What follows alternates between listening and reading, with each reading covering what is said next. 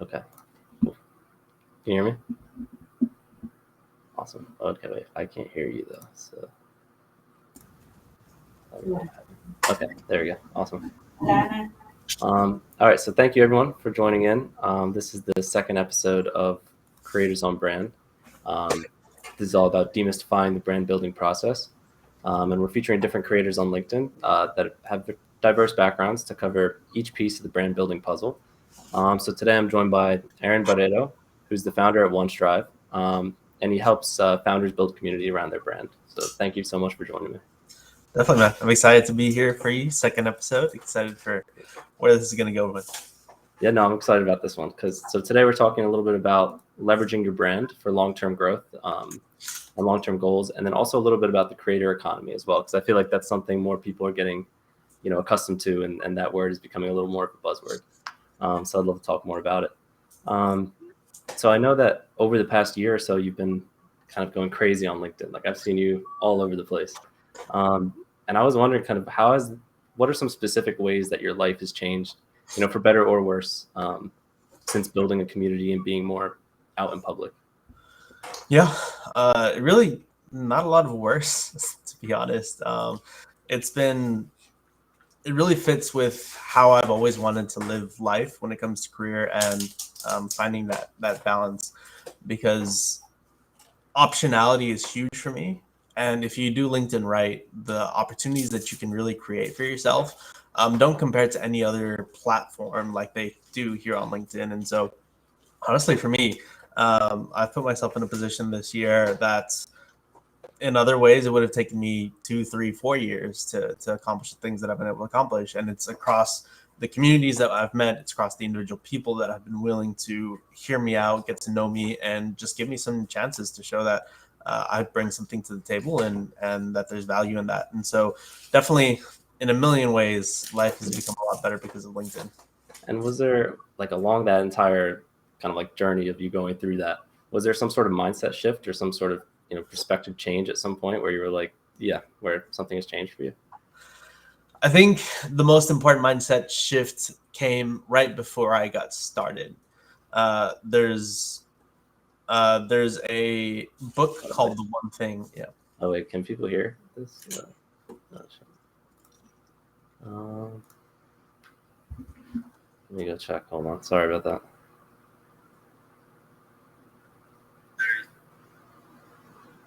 Yeah, it should be working, I think. Okay. Yeah. Yeah. Sorry to cut you off, but no, it's all good. Yeah. Hopefully you figured that out, Judy. We're glad that you're here. But yeah, so for me, the shifts came before I got started. There's a book called The One Thing that I read, and it really got me to reevaluate how I leveraged my energy.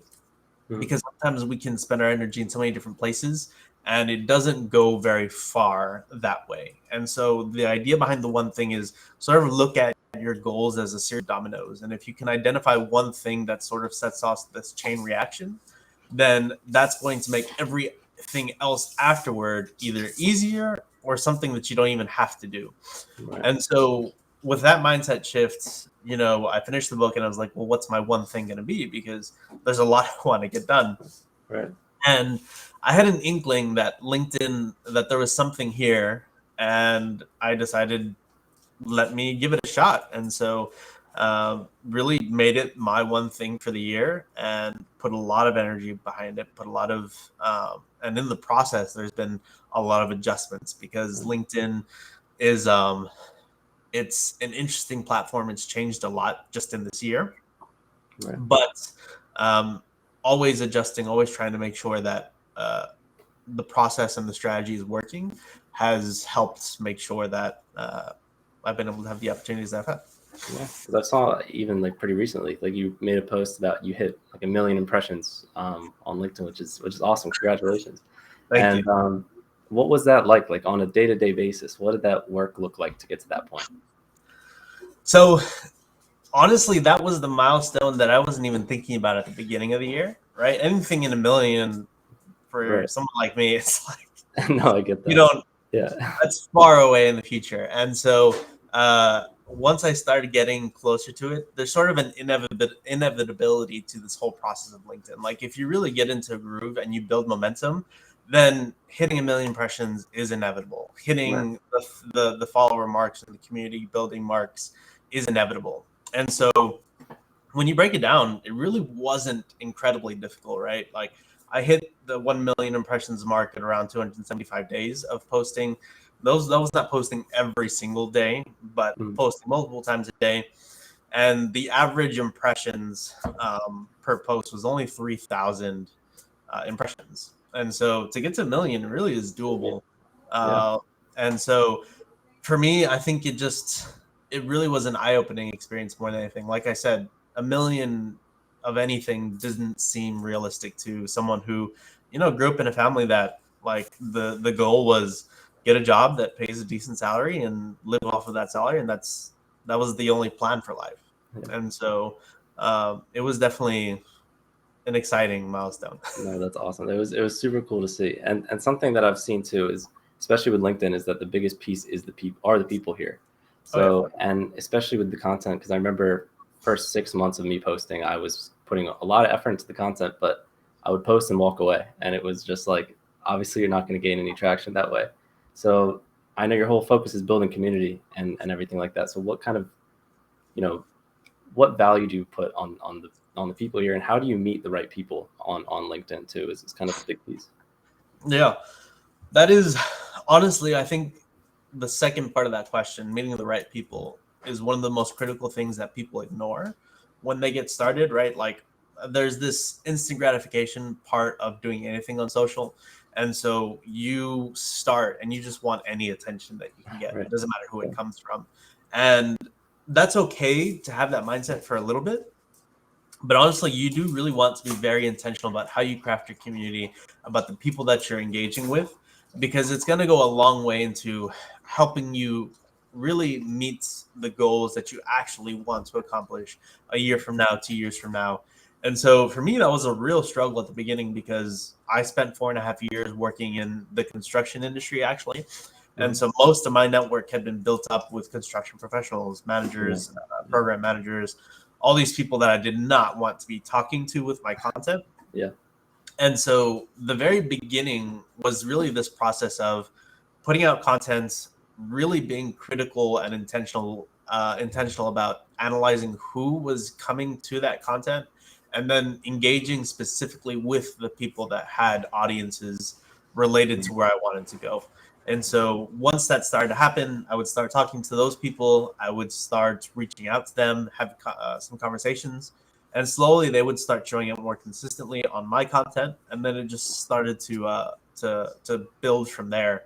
And I remember early on, one of my things was always like, if I can get 50 comments on a post, that to me is successful. And it Right. wasn't so much about the reactions; it was Yeah. more about, are we creating conversation? And I think having that conversation focus and telling some of my personal stories as well really helped build an impressive community that I just I've really been part of. Yeah. And also, like, was that your starting goal? Like when you hopped on LinkedIn initially, were you thinking, I want to grow a community and that's what I want to be known for, or did that happen after it grew or after it started growing? Um, it happened after I worked with a coach. So one of the I came to LinkedIn mostly to start a business, Yeah. and hoping that that was going to be something that would come out of this. And what I told myself this year was I'm going to do everything I did wrong the first go at my first business. And so I got a coach. I paid to be part of some different programs and things like that. It was really intentional. And as I was talking to my coach, and he was a brand focused coach actually, Awesome. um, one of the things that he really helped me think about was like, what do you want to be known for? What are you known for now? What do you want to be known for? And I really sat with that question for about 2 to 3 weeks, trying to figure out where I wanted to go with everything, because I love talking leadership. I love talking mindset, but I didn't know if that's what I wanted things to be. And when I really started to think about what I care about, what I do in real life, where I'm at, plus what I was starting to see was community. And for me, if you do community right, there's the opportunity to really work with someone on a lot of different fronts. There's a leadership aspect, there is a mindset aspect, right? And so helping founders build community, like there's a lot of pieces to it, but that community part is what centers all of the work. Makes sense. Yeah, and that's that whole community piece is huge too. That's something I've noticed myself. Like I have like a tiny little community right now, and it's cool because we can hop in calls and just bounce ideas off each other. And it's not necessarily transactional in terms of money, but I mean we're gaining a lot from each other just by being there. And but you can also monetize it. So that's kind of a piece I wanted to talk about. So this whole idea of the creator economy and things like that. I mean, what do you think of it when you initially hear the words creator economy, and where do you think that's going to go?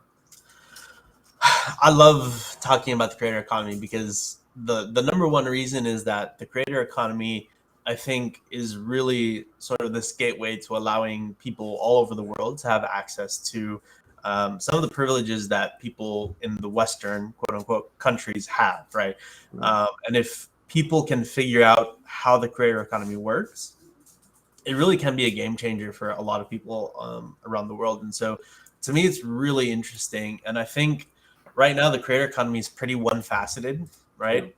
LinkedIn really is this unique place because it doesn't fit into what the traditional creator is like, right? For those who don't really haven't plugged much into it, creator economy is mostly people who earn a living based on ads and sponsorships, right?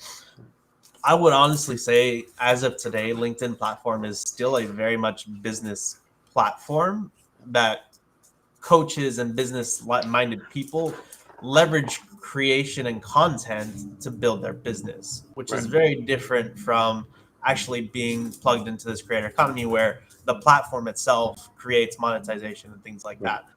And so I think there's a lot of things that need to happen. I think there needs to be sort of a marrying between the two ideas of there being able to have other ways to monetize.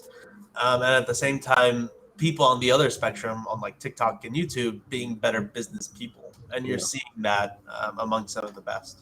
Yeah, and things like, especially on LinkedIn, I've seen like the whole progression of build a community, get a following, put out a course or put out a workshop is a very common, progression. And that's something I've seen in terms of, that's what I consider the creator economy on YouTube or on LinkedIn. Whereas something on YouTube, it's very focused on build a huge community and then kind of, like you're saying, sponsorships and events and things like that. So how do you think it's going in terms of LinkedIn? Because I know there's a lot of new creators coming out and there's a lot more buzz happening in terms of the idea of a personal brand. So do you feel like, what I'm trying to ask is, do you feel like the idea of a brand is now more focused on individuals rather than companies? And how do you feel like people can compensate for that shift? Yeah, I think, and sorry about some background. Some people are doing an event here in our our neighborhood, and I was not expecting that. But as far as the shifts, I think that there's a couple of things, right? I think there needs to be more intentional approach by LinkedIn to really get in the game in the traditional sense of creator economy. Like there needs to be native monetization on LinkedIn, whatever that might look like, because the reality is like LinkedIn benefits a ton from their users. More than I think almost any other platform, because most people pay for premium as it is. And then as we create more content for LinkedIn, we're bringing in more users, and LinkedIn is not compensating really any of that, right? And so I definitely think that LinkedIn needs to do a much better job of being intentional about how they include themselves in.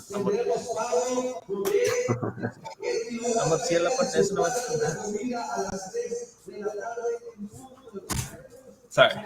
No worries. And so there really does need to be this more intentional approach to it. But at the same time, people that learn about the creator economy through LinkedIn, we're a lot more prepared to be successful because we know how to run a business. And so people that are getting into the creator economy at 2,000, 3,000 followers and are monetizing that, are making upwards of six figures already. once they start really expanding and branching out to a more traditional sense, I really think they're much more prepared to run a successful business, and that's not something to take lightly either.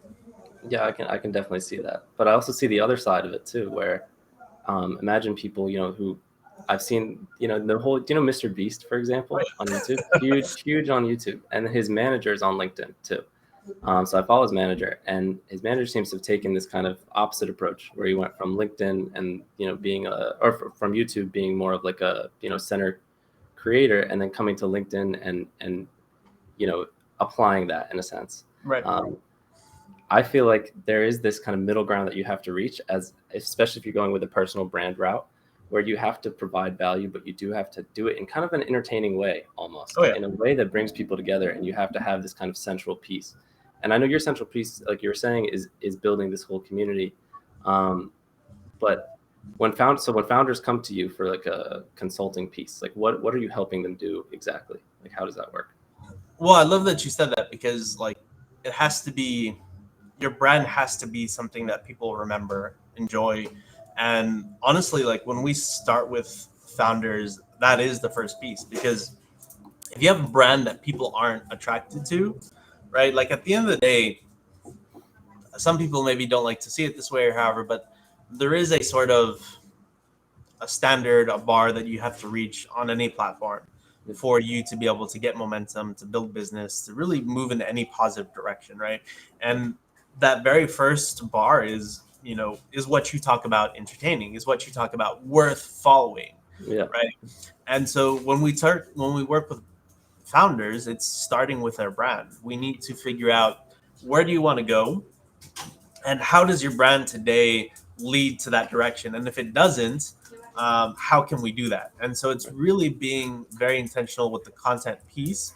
And that's why content strategy is so important. And I think people, when they get started, they just like to create content as it is, but there is not a strategy focus. And so having a really clear idea of an engine that's going to drive your brand, and then the other pieces that make that brand likable, that make that brand something that people connect with, is really important to the whole process.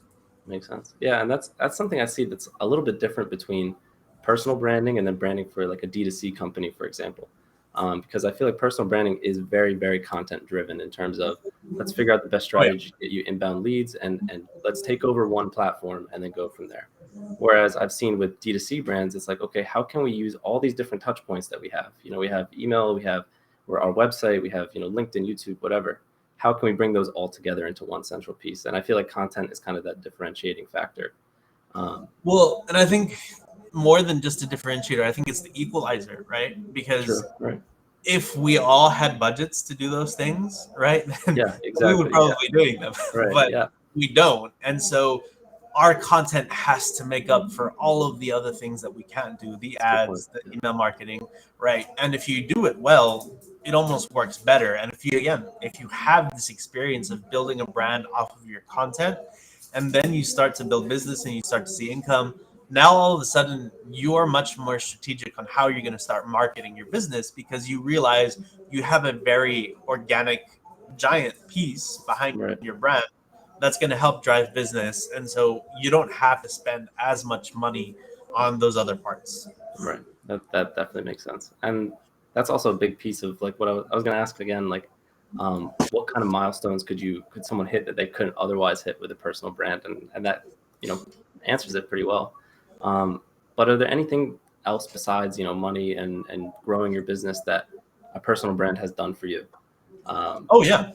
I mean, so again, optionality may not sound something that's like super sexy for people, but optionality to me means even if my business doesn't work, I have 2, 3, 4 other things that I can go to that I'm not left in the dark, right? And I think that's one of the things that people really don't do enough in their lives in general. And so when I think about the milestones that I've hit, I've plugged into communities that are for people of color, and in that sense, in those communities, like I have this incredible group of people now that I surrounded myself with, that I can ask them for advice, that they are connected to venture capitalists, they're connected to other serial entrepreneurs, and now I have access to that, right? And that's not something that I ever would have been able to do if I wanted to create a startup that wanted to be venture backed. I could easily find a pathway to doing that if I wanted to. Right. Other things, having just, for me, as many people as I do to really tap into. I've created a board of mentors that we meet every month, and it's all just really supporting each other, tackling different questions about our businesses, challenges that we're facing. And it's not this high intensive thing, but 1 hour every month, and we're always keeping track of each other. We're always making sure that we're meeting the things that we need to do. And it's about the compounding effect of all this in a year, 2 years, 3 years, that I'm starting to realize is really the game changer. And so the milestones, I mean, there's so many things. I'm working in a new company that's a SaaS company. I'm helping them build a new product and get that out to market. And so there's that there. Like there's a lot of things. Yeah, And, yeah. um, I And I know think you've talked about too, like your ideal life, right? So like, yep. what does that look like for you? What is your personal ideal life? Because I know you're helping others build theirs, but what does yours look like? My ideal life is we're trying to get to working 20 hours a week, bringing in 150 to 200K. So that way we can then have the time to do the things that we care about most. So I've spent the past 4.5 years living in Mexico. We have a nonprofit as well. And I've been working 30 to 40 hours a week this entire 4.5 years. And that wasn't the plan moving here. Right. And so eventually it just came to a point, and that's where that mindset shift that we talked about in the beginning, it was about, we need to do something different, because yes, it's been a privilege to do this as we have done it so far, but I want to give more of my time to those causes. I want to give more time to that. And also I want to, be in a position to where financially it's not about planning, 4 or 5 months for a trip, right? Yeah. It's, hey, we're in a position financially now where we want to go somewhere. Let's A just week go. from today, we can just go. Exactly. Right. Yeah. And so for me, it's really having that. We have location freedom. My wife and I can live wherever we want because of the way that we work. But Right. we want time freedom and we want financial freedom. And so that's what we're going to hopefully by the end of the next year or in 2024. That's awesome. Yeah, we have very, very similar goals. And I mean, what's your full timeline look like? Because I mean, how sustainable, especially with other people growing their personal brands and things like that. A conversation I was having recently is somebody was talking to me. They said, I have 5,000 followers now, solid community, but I don't know how much longer I can do it for. Like, I don't know if I can make content forever and keep going. So is that something you've ever thought about? And, yeah, what do you think about it? Honestly, no. Um, I think I think a lot of the things. It's crazy, but I always think when I was in high school, I went to a school that we did a ton of writing, like Yeah. Yeah. essays for every single class that we took, and so writing has been this thing for me that really has been just native to who I am. And so that aspect of content creation is not something that I really worry about. Like, I always have ideas, and I think the strategy that I employ, it really helps it very incorporate an organic sense to how I write, plus having the system to know that, like, hey, we can keep this going for a long time. I Yeah. think if it were something more like YouTube, which I want to get into in the future, I think there I still have some barriers of how could I make YouTube work, because I think, putting up daily or weekly videos on YouTube is something a little bit harder for me to wrap my mind around. Yeah, I've seen other Um, people get teams. That's when you start to get a team. I feel like once you get to video content and things like that, yeah, you start because building videos other is people around it. different beasts compared Yeah, to it's a whole written. process. Yeah, exactly. No, and I agree too. Because speaking of video, like I grew up loving like filmmaking and things like that. So writing was always something that I was fine with too. And that's why I started this series, because I knew I needed video content, but I also knew I could not keep up with making videos on Yep. such a consistent basis. So now, we have these. Um, But yeah, so like, what are there any types of like innovative solutions that you've come up with throughout the whole process to make things a little bit easier for yourself? Yeah. So one, you have to, and this is not innovative, right? But you have to identify very clearly what your goals are for your content, right? You can have multiple goals. I think some people think, oh, well, I just have to niche down very much. And niching down is a powerful thing to do. But content is what people don't, I think people don't realize about the algorithm, especially on LinkedIn, is different people are going to see different content. And no one is ever seeing, I had, when I announced a recent position, there's 600 and some reactions to it. Yeah. And some of my better friends probably did not react to it because they just didn't see it. You're Right. So, like, I think people worry so much about, oh man, sharing too much or creating too much content on LinkedIn. Not everyone you're connected to, not everyone that's following you is going to see everything you do. And so you can still be very niche and have multiple goals with your content. And so for me, I focus on the business and driving the things that I'm trying to accomplish. I focus on telling my story. And so talking about my perspective as a Latino in this economy, the things that I want to see happen and things like that. And then really just always reinforcing my brand. And so once you have those goals set out, that content engine is a lot easier to create. And then it's just, yeah, I mean, Nick Wozniak, who you know really well, he really put me on this idea of writing sprints. And I use those to really have 2, 3, 4 weeks of content ready. Yeah, that's So that smart. way it doesn't take me very long to get a post out. And so that for me has been the backbone of it. And then just that constant strategy. So, Yeah. And also, so this is just me kind of trying to learn from your experience too. I know a lot of people say this thing of, especially when you're starting out on here, go find 5, 6 giant creators and comment on their stuff and blah, blah, blah, this whole thing. What do you think of that process? And do you think there's a better way of growing on the platform? I think that's a good idea only if you know exactly what you're offering already. Okay. Because it's a missed opportunity if you start doing it early on and you have no idea what you're doing, because you're attracting these really highly like fit your target audience really well, Right. but you have nothing to give them. And so you don't give them a reason to actually stick around. And what we need to understand is if you have people that are in your target audience following your content, they bring their audience, who's going to have more people of that target audience to your content. And so you need to have something worth following for them to stick around. And so I don't think it's a great move unless you already have something to offer. And if that's the case, then it's not just about finding big followers or big creators. It's about finding people that are engaging as well. That if you comment on them, they're going to respond, and not someone who just has literally hundreds and hundreds of comments and no responses to them. Yeah. So yeah, find them, Right. but only after you have something to offer. Because if not, then it's just it's a lost opportunity. Makes sense. Yeah, because that's something I've tried too. Like I've been trying. At first, I tried to go comment on doing that whole classic process, and I don't know, I don't like it very much. But I've been getting in calls with people more often, and after every call, I start to see engagement from them on my stuff, and I'm engaging on their stuff, and it's a more personal connection, which has been really great. So is there like one regret or one thing that you would do differently if you had to restart in the beginning?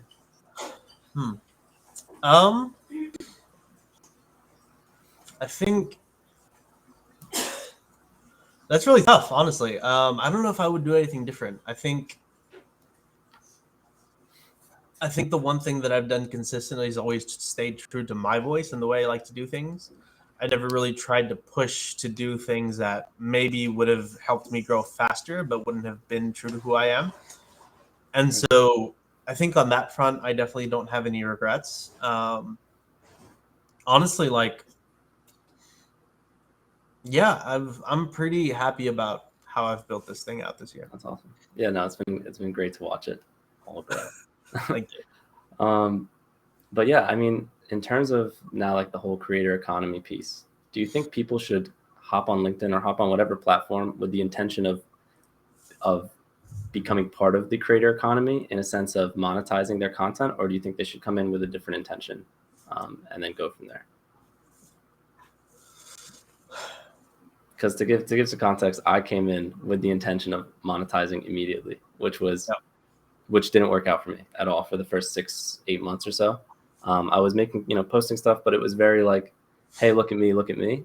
And it wasn't, let me give you something in return. Right. So yeah, how do you see it? I think posting on LinkedIn with no agenda as far as sales goes or business is the easiest thing to do. I think it's a lot easier because there is no expectation. I think naturally over time, right, if you do it right, you're going to build an audience and you want to eventually find an idea. I don't think there's anything wrong with jumping into want to be part of the creator economy right away. I think if that is the case, just know that you're going to be very, you have to be prepared to adapt, to be challenged, because you don't know so many things yet. And so jump in and want to monetize right away, but also know that monetizing in 6 months, 8 months, 10 months is a lot faster than other ways that you can go about doing it. So when you think about right away, I think change one, your perspective of what that means.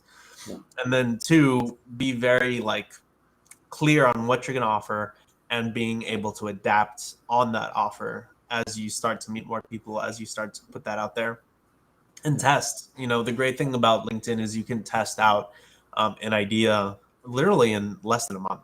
You can have an idea, you can try to pitch it, you can get 2 to 3 people in it, you can see how they like it, you can see if you like it, and you can do all of that in a month, right? And I think that is really underrated about how you can use LinkedIn. So run the tests. If you have an idea of something you want to do, give it a shot. You might not like it as much as you thought you would, and then adjust accordingly. Is there any, do you have, I know you have a few different offers out, a few different things that you're doing. Is there any one of those that went through the most change throughout, testing it and trying it out? Yeah, our mentoring program has been on pause. So you were the second cohort that we went through, and we've put it on pause till the next year because I want there to be more of a focus on business owners and people that want to get in the creator economy. Yeah. And so we're going through quite a bit of a shift on how we're going to create that offering. Cool. And that was that same thing. I did the first time, looked at what I liked, what I didn't like the second time, and it really helped inform where we want to go with that. That makes sense. That's awesome. Yeah. So I've done a very similar thing. I tried this playbook thing, and then I actually talked to Razy, who was my mentor, part of this whole cohort thing, and she told me that's a terrible name, and I was like, yeah. Yeah, it probably is. So we're changing it up a little bit. But yeah, testing does work, and it's definitely a big part of the platform. Yeah, it's super underrated because having a community, right? Especially if you're building a business, there's so much energy in it. People want to help you, people want to see you succeed. And so there are so many ways for you to work with others to make that a reality. And testing is a big part of that. And so anyone that is listening to this and has some ideas, don't wait for it to be perfect. Don't build it for 8 months because there is no perfect V1 on anything. And so if you can get a version 1 out in 1 month, 6 weeks, then you're just a lot quicker to making it better. And I think that's always my argument to people that are sort of perfectionists with this is if you want to give the best thing to your customers, to your clients, whatever you want to call them, to your community, then the best thing you can do is get something out there, listen to them, and then adjust it. Because if you think you know what they want, you're really wrong. Right. Yeah. No, absolutely. But a big piece of somewhat of an objection that I've heard about this is that, for example, like you were saying earlier, my connections are full of people who don't want this offer, who aren't even seeing what I'm putting out. So what's kind of a way that you can start to shift that, who's in your connection pool, essentially? How can you start to make that shift? Yeah, you have to you have to do a little bit of work. You have to do have some prospecting process where you are going out and looking for the right people. And it's my markers for doing that are always, one, find people that are on LinkedIn that are, at the very least, liking and commenting every day Yep. or a few times a week. And then once you find those people, then you don't just send a ton of connect requests. Like, if you're not in a hurry to put anything out there, then engage with them, get on their stuff, build that connection with them, and slowly you'll start to bring in people. And like, don't waste your connect requests. And if you have 100, I don't know what it is, I've never hit the limit.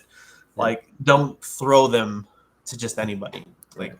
do it very intentionally with people that would fit into the offer that you want to put out there, and you're going to see a lot more fruit out of that. Absolutely.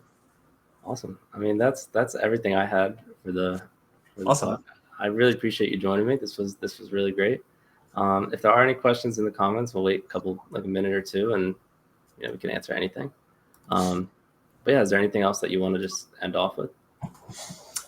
Yeah, I think brand is huge, and really learning about what your brand says about yourself. One of the things I always tell people is, like, your brand exists whether you like it or not. And so be really intentional about that. In my newsletter recently, I talked about sort of, it's like the chicken and the egg type of deal, where you have your brand and you have your goals, and like, what do you focus on first? Because they're both really important. And honestly, it's like, either way you go, you can't be wrong about it, because if you know what your brand is early on, it's going to help guide how you present yourself everywhere you go. And that's really critical, because it's very easy to get known on LinkedIn. And if you get known for something that you don't want to be known about, then that's going to work against you, and you have to do some extra work to try and reframe that. Makes sense. Awesome, man. Well, thank you so much for joining me. I really appreciate it. So yeah, this episode will be out on the website in about a few days. Awesome. Yeah, thanks again. And thank you everyone who joined in. Thank you for making the time. I know that you are ridiculously busy, but of course, anytime. Thank you. cheers. Yeah, Bye. all right, talk to you soon.